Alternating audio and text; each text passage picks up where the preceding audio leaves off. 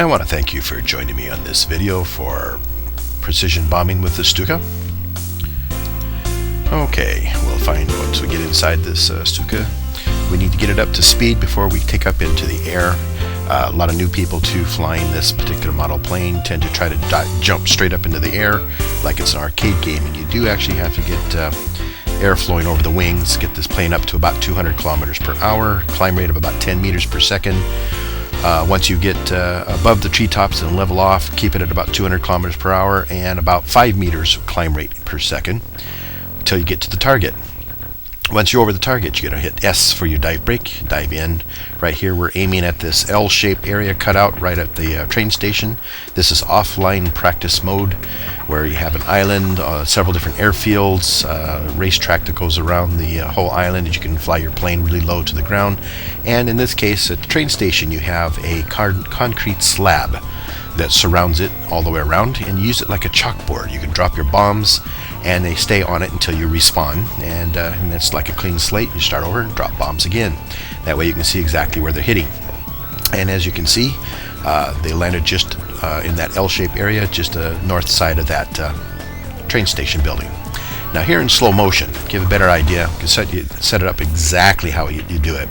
Once you've got your dive brakes on, you let the plane settle into the dive. No rudder inputs of any kind, so you want the plane to be flying straight and true.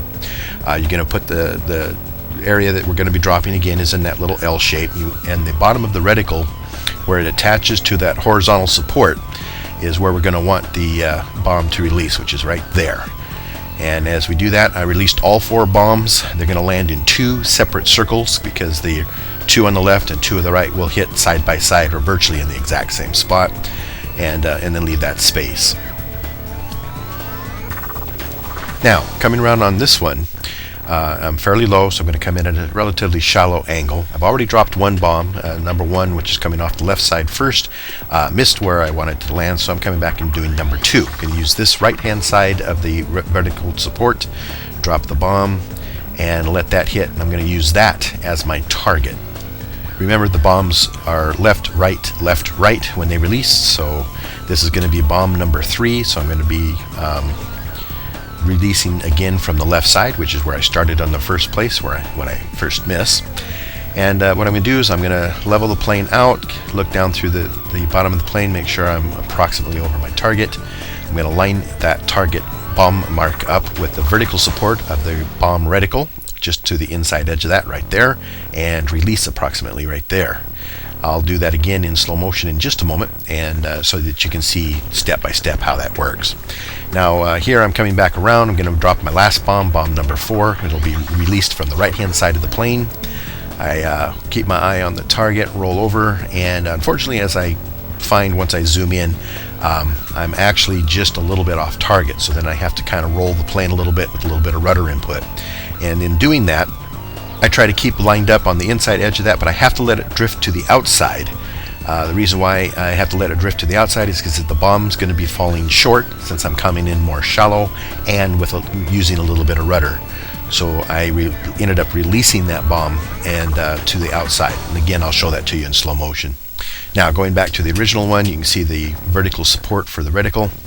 I want the bomb mark to be lined up just to the inside of that, and down below on the right you can see the dive angle indicator. We're right on the money, and the bomb mark is just to the inside, perfect, and just as it touches the horizontal portion, you release the bomb.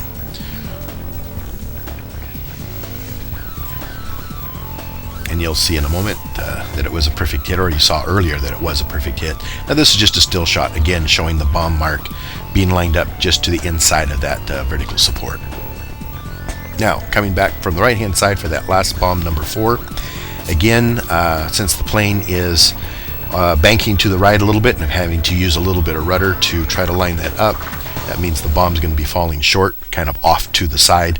So I have to allow the bomb to drift, bomb mark drift from the inside of that vertical support to the outside of the vertical support. And then as it reaches that horizontal position, I have to let the bomb release at about now, and in order for it to land on that mark. And again, it was directly in that bomb mark, and like I said, it takes about 70 or 80 tries or attempts to get it to come out that perfect. And but once you get the idea of it, then it actually becomes relatively easy. Now from here, I'm trying a high altitude drop. My dive brakes are just being opened up, so the plane noses down a little bit. I'll go ahead and do a pushover. I'm dropping short of the railroad station. I'm going to be going for the right next to the flag building, which is right here at that strip, little white strip you see that runs left to right, and that flag building's right there. And I'm pretending that I'm interdicting enemy trying to get into it. So I wait till I'm just approximately at the right spot, which is about there, and I release the bombs, all 4 of them. And then they land and hit in that general vicinity at the bottom of the ramp at the flag tower, and would be taking out any infantry or maybe a camel or a Bofors that's set up to try to interdict the enemy air. Here, still offline mode. If you go over by the main airfield, you've got enemy tanks set up in batches of 3. Right there I dropped a 250 bomb using my center sight, and I'll come in and do a slow motion. It was a direct hit on the top of the tank, otherwise you would see the bomb mark right next to the tank. There is a bomb mark out there, but that was a 50 kilogram bomb that I used, that I was shooting at dropping on something else. So, but that one doesn't count. Now here, going in slow motion, we're lining up with that vertical telltale line that goes through the reticle. And normally, since I would normally be coming in a slightly steeper angle, I realize that I'm going to have to pause for like a millisecond longer than usual. So here I set it up. This is where I would normally drop there, but I'll wait a few seconds and then release. So that was about a millisecond longer. That lands the bomb directly on the tank, and it would take it out from there. Being a 250 kilogram bomb, it would be easy to remove that tank from play. Now this is a 50 kilogram bomb, and we're doing that from the wing drop. Again, it was lining up that vertical support. Here in slow motion you can see it a little bit better.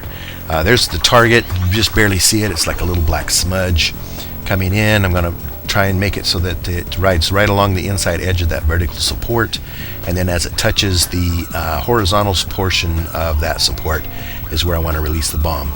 The more horizontal that you're flying, shallow dive as opposed to a steep dive, the longer you have to wait for that release. So sometimes if you're flying almost horizontal, the release might be clear down at the bottom of the screen, where that little round disc you see at the bottom down there. In this case, we're flying it just about right. Release there, and the bomb hits and lands directly on the target. And in regular motion, regular speed, and you see how that works again. Okay, here we're going to be dropping on the bridge. I come up over the top of the bridge, hit my dive brake, and at the same time, in this case, I went ahead and just turned the engine off by pressing E, and I'll remember to turn it back on once I get the release the egg. I wait till the zoom in, wait till the bottom of that horizontal piece that supports the reticle touches the bridge. I release the bomb there, and then I turn around, start my engine back up, and you can see where the bomb hits right on the edge of the bridge, right where I was aiming. And thank you for watching the video with me. If you have any questions, please feel free to make any comments, and I'd be happy to answer what I can. Thank you very much for watching. Bye-bye.